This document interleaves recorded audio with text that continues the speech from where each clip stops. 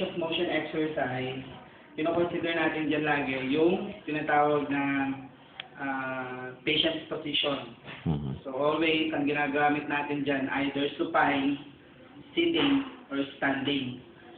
Depende din sa pasyente. Okay? And then, consider din po ninyo yung tinatawag na usage of proper body mechanics to the caregiver. And always begin with rationality. Good morning, good afternoon.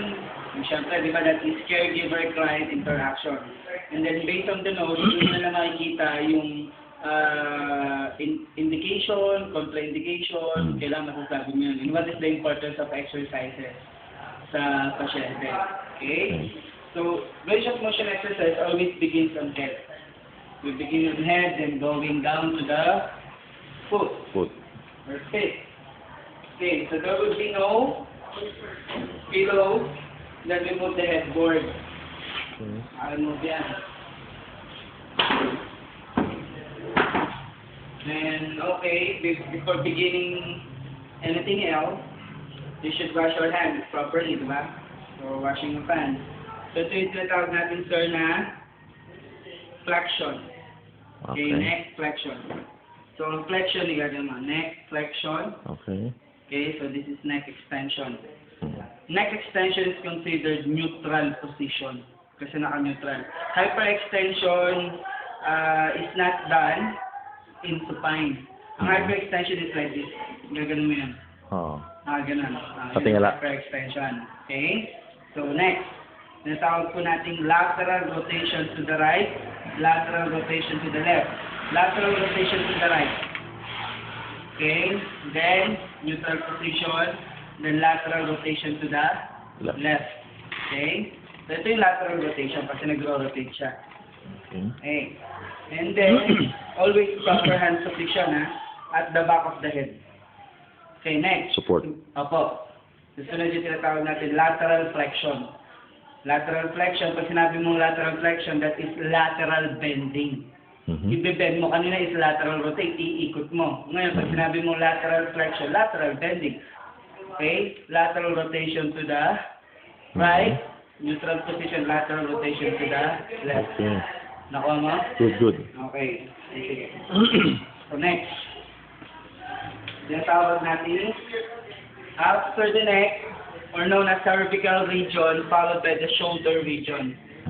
Okay, yung shoulder region, kailangan proper hand placement. So yung isa, yung isang kamay mo, nandito sa may shoulder, yung isa naman nandito sa may hand, supporting the wrist and palm. Okay, so begin with this position. Tawag mo dito is shoulder flexion. Okay, shoulder flexion. Pag bumalik, shoulder extension. Okay? Shoulder flex, shoulder extend.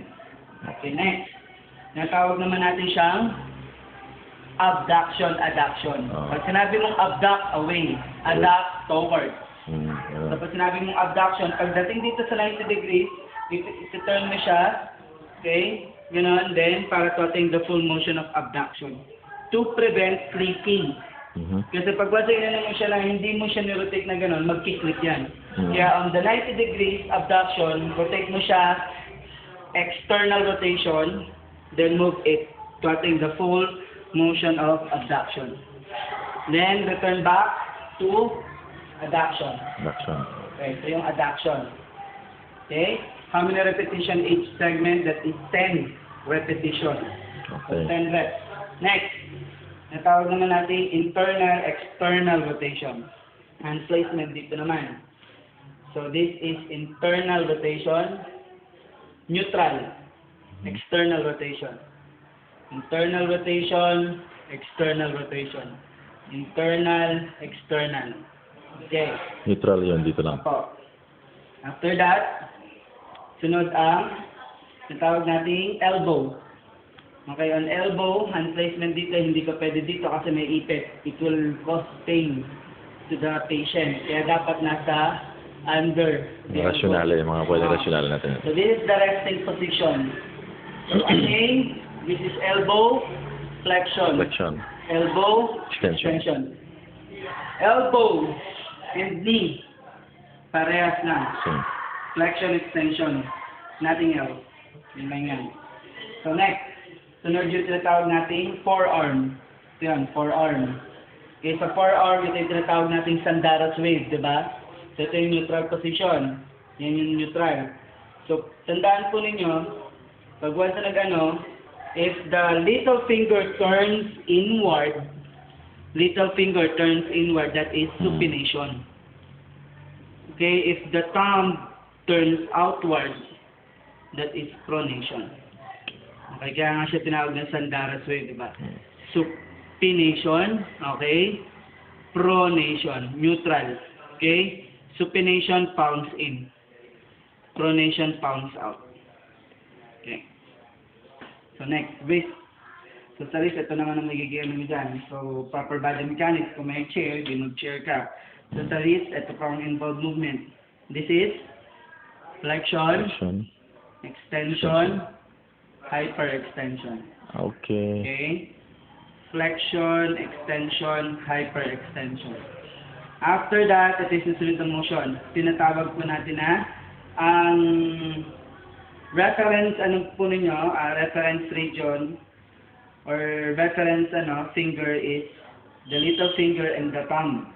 Pag little finger, okay, it connects with the ulnar deviation. Pag thumb, it connects to radial deviation. Bakit radial? Kasi dito sa thumb, nandun yung radius bone. Itong sa little finger, nandun yung ulnar bone. Kaya siya tinawag na ulnar deviation. Pag sinabi mong deviate, papunta doon. So this is ulnar deviation, radial deviation. Gano'n naman siya. Okay. Ulnar deviation, radial deviation. Ulnar, neutral, radial. Okay? Pag wasa ko ng bind mo yun, two or more movement when combined together, that is called circumduction. When you combine, circumduction. Okay. Sa shoulder, pwede rin ang circumduction. Sa neck, pwede rin. Circumduction. All movement makikita mo dyan. Okay. Okay. Next. Pas mo na, sir.